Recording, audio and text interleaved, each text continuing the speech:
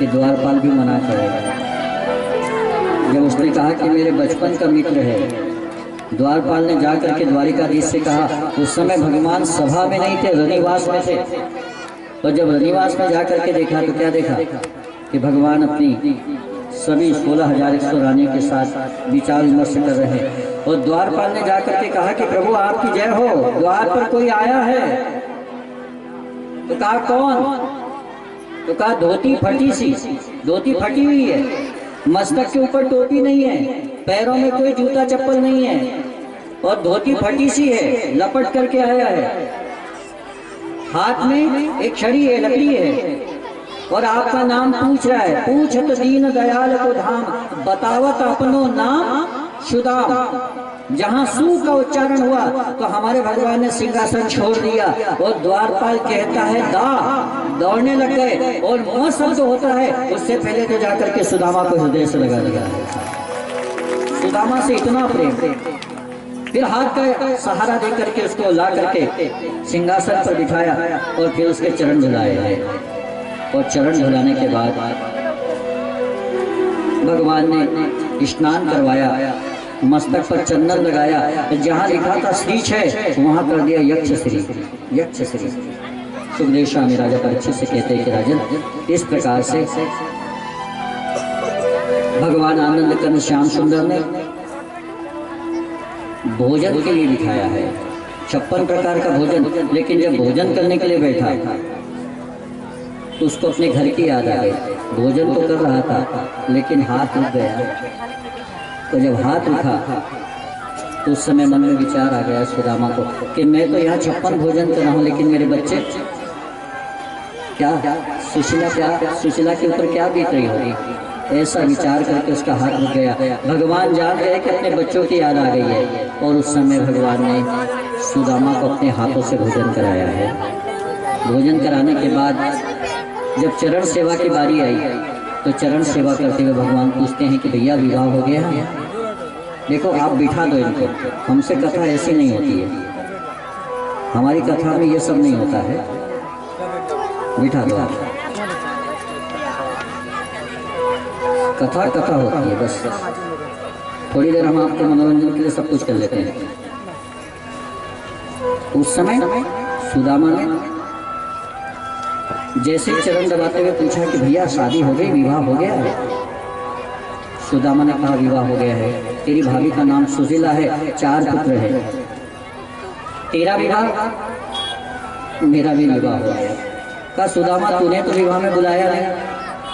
तो कहा कृष्ण तूने भी कहाँ बुलवाया, तू बुलाता तो मैं भी बुला लेता, पर तेरे यहाँ महल में तो बहुत भीड़ है, कोई बाहर से भी आए हुए हैं।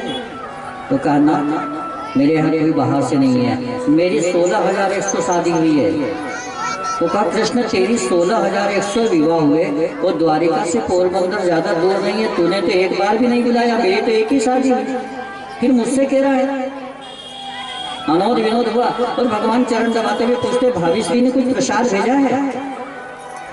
तेरी भाभी तो प्रसाद भेज रही थी, दे भी रही थी, लेकिन मैं लाना भूल गया। सुदामा को लगा कि ये कटे फटे चावल कहाँ तुमने, एक तो वैसे ही पुराना कपड़ा है। भगवान ने कहा कि बचपन की आदत अभी भी नहीं सुधरी, गुरु माँ ने चने दिए था, अकेले ही डकार गया। मैंने पूछा तो कहा मैंने नहीं खाए। भैया यदि उस दिन बोल देता कि मैंने चने खाए तो इतने दिन तुझे तकलीफ में नहीं रहना पड़ता। किसी के हिस्से का मत खाना, ध्यान रखना, जिसका हिस्सा है उसको दो। यदि उसके हिस्से में से आपने ले लिया तो उसके ऊपर जितना संकट था वो संकट आपके ऊपर आ जाए। मैं नहीं कह रहा हूँ, भागवत की कथा कह रही है। इसलिए जिसका हिस्सा हो दे दो, उसके हिस्से में से हाथ मत डालो। और आज समय ये आ गया है कि हर किसी के हिस्से में से हाथ डाल करके निकाल रहे हैं। ले ले ले ले। हम ब्राह्मण लोग जब गंगा पूजन करने के लिए जाते हैं, बेटी का विवाह करने के लिए जाते हैं ना, तो वो ब्राह्मण चिल्ला चिल्ला करके मंगलाष्टक बोलता है।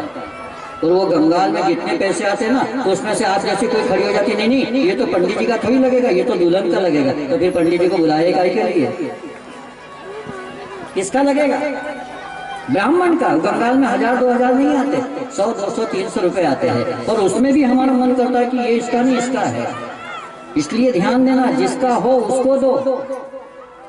सुदामा को चने दिए थे गुरु माँ ने कि कृष्ण और दोनों मिल करके बांट करके खा लेना।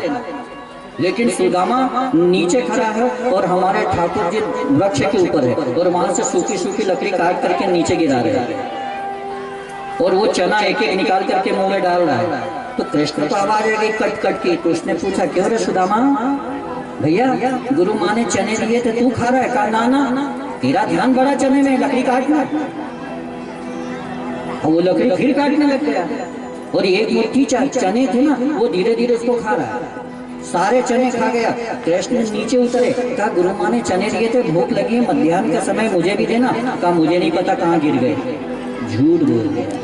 कहा ठीक है कोई बात नहीं। लकड़ी को इकट्ठा किया, लकड़ी का गट्ठा बांधा और दोनों ने जितना अपने से उठ जाए। लेकिन सुदामा कहता रुक जा जरा, मेरे को पानी पीना है।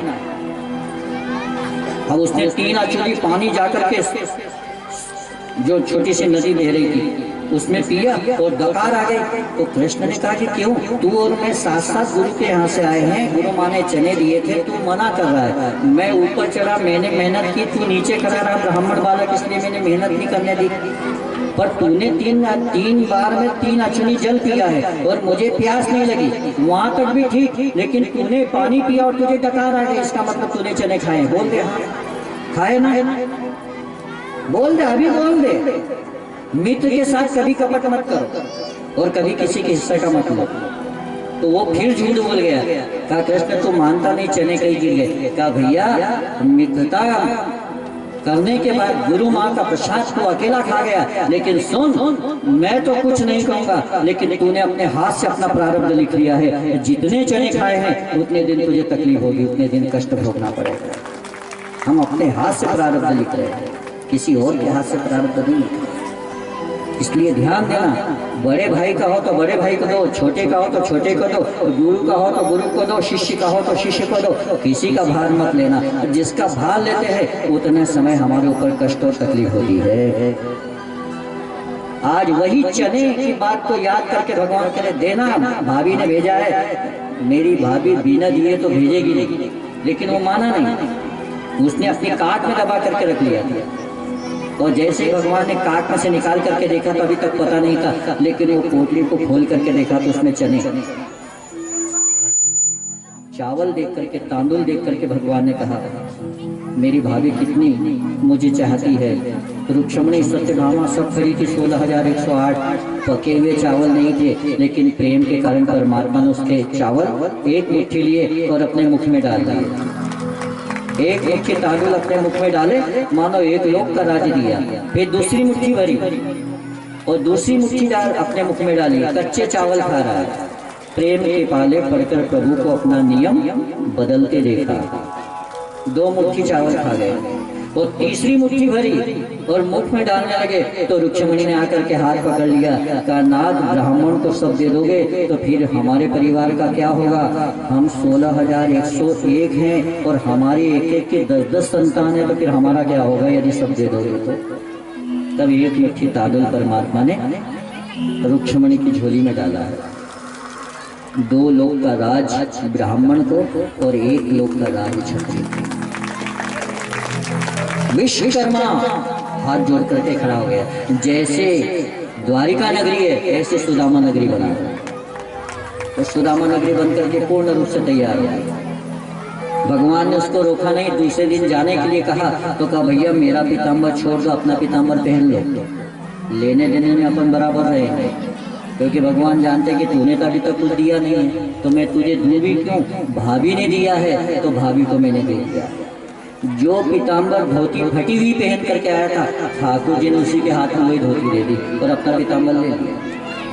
सुदामा कहता है कि कृष्ण तू न मांगता ना तो भी मैं अपनी धोती मांग करके ले जाता। मुझे पता है कि यदि मैं पीताम्बर पहन लूंगा तो फिर भजन नहीं होगा। मेरी धोती जो फटी हुई है उसी में मुझे आनंद आता है और तेरा भजन होता है। इसलिए दूसरे की देख करके जलना मत, अपने पास जो है उसी में सुखी रहना और अपनी मौज में आकर के हमको जितना परमात्मा ने दिया है उसका यदि हम सदुपयोग करते हैं तो हमारा मन बुद्धि चित्त सब अपने आप परमात्मा में लगने लग जाता है। कहीं जाने के लिए सुदामा वापस आया और लोगों से पूछ रहा है मेरा वो झोपड़ी कहाँ गई, मेरी सुशीला कहाँ गई? और यहाँ सुशीला रानी बनकर के खड़ी थी। जिन बच्चों के ऊपर कभी शरीर पर वस्त्र नहीं था, आज वो मखमल के वस्त्र, सुंदर रेशमी वस्त्र पहन करके खड़े गए। सुदामा पहचान नहीं पाया तो सुशीला दौड़ करके आई, कहा नाथ प्रणाम, मैं ही तो तुम्हारी सुशीला हूँ और ये तुम्हारे बेटे हैं। कहा ये सब कैसे आया? तो कहा आप तो द्वारिकाधीश गए और यहाँ द्वारिकाधीश ने विश्वकर्मा से कह करके सुंदर नगर बनवा लिया है। सुदामा को हर्ष नहीं हुआ। सुदामा ने कहा कि सुशीला मैं पहले तुझे कहता था कि मुझे द्वारिकाधीश के यहाँ मत जाने दे, अब उसने ये माया रूपी खिलौना पकड़ा दिया और हमसे दूर हो गया है। मैं तो इस महल में नहीं रहूंगा, न इस नगर में रहूंगा। मैं तो जा रहा हूँ, तो अपने बच्चों के साथ प्रेम से रहे, सुखपूर्वक जीवन यापन कर। सुशीला ने सुना तो कांप गई, कहा नाथ जहाँ आप नहीं रहेंगे वहाँ मैं भी नहीं रहूंगा। और जब बच्चों ने सुना तो कहा जहाँ माता और पिता न रहे हम भी ऐसे नगर में नहीं रहेंगे। और नगर छोड़ने के लिए तैयार हो गए तो उसी समय भगवान प्रकट हो गए द्वारिकाधीश। और फिर द्वारिकाधीश ने क्या कहा वो ध्यान से सुनना। द्वारिकाधीश ने कहा सुदामा कहाँ जा रहा है? कहा प्रभु ये माया रूपी खिलौना मुझे नहीं चाहिए, ये गद्दे मुझे नहीं चाहिए, रेशमी वस्त्र मुझे नहीं चाहिए, ये अटारियां मुझे नहीं चाहिए, न मुझे महल चाहिए, मुझे तो अपनी झोपड़ी चाहिए। झोपड़ी में तेरा भजन होता है और ये महल बन गया है, ये नगर सुंदर बन गया है, अब भजन छूट जाएगा, इसलिए मैं यहाँ नहीं रहूंगा, मैं तो भजन करने के लिए जा रहा हूँ। तो फिर भगवान ने रोक दिया। भगवान ने कहा पहले ये बता सुदामा कि तूने मुझसे मांगा था?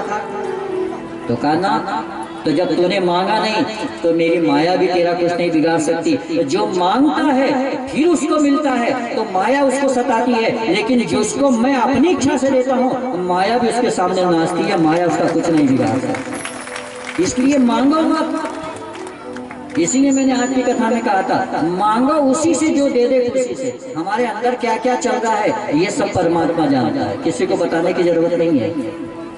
भगवान का दर्शन इतना करो, भजन इतना करो कि उसके ऊपर भार बढ़ जाए और एक दिन वो खुद दे। और जिस दिन उसने दे दिया उस दिन परमात्मा की कृपा से माया आपका कुछ भी नहीं बिगाड़ पाएगी। सुदामा को राज सिंहासन पर बिठाया, तिलक किया है साहब। संसार में कहते हैं संत जननी जन्मे तो भक्त जन्मे, क्या दाता क्या सूर, नहीं तो जननी बांझ काहे गवावे नूर। बच्चे को जन्म देना तो एक ही बच्चा जन्म दे, दो चार की जरूरत नहीं है। आज तो गवर्नमेंट भी कह रही है हम दो और हमारे दो, अपन भी उनके साथ लग गए, हम दो हमारे दो। विचार कर। पर संतों ने कहा है, भागवत में आया है कि जन्म दो तो एक को दो, पर ऐसा दो कि आपका नाम रोशन कर दे।